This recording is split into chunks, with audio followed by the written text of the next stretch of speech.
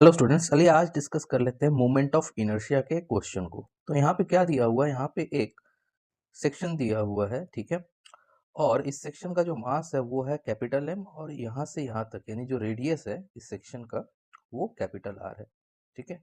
हम लोगों को बोला क्या गया है, हम लोगों को बोला गया है कि इस सेक्शन का मोमेंट ऑफ इनर्शिया निकालना है about an axis which is passing through O and perpendicular to the plane of this section, ठीक है। ये रहा हमारे पास क्वेश्चन।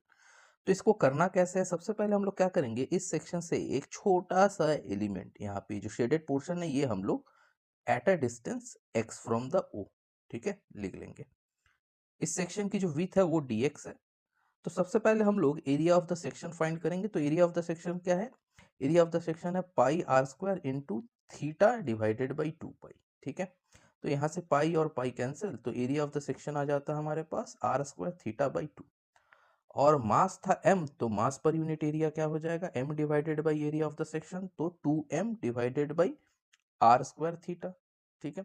अब area of the stripe dA, इसको हम लोग एज्यूम करते हैं, तो वो कितना है, वो है आपका, सबसे पहले हम लोग यहाँ से यहाँ तक का एरिया लेंगे, दैट इज यहाँ से यहाँ तक के लिए डिस्टेंस क्या हो जाता है, x प्लस डी एक्स, ठीक है।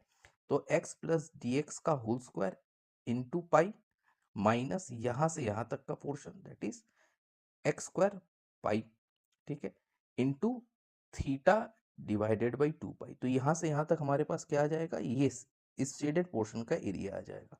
और इसे सॉल्व करने के बाद आता है x D x into theta, ठीक है।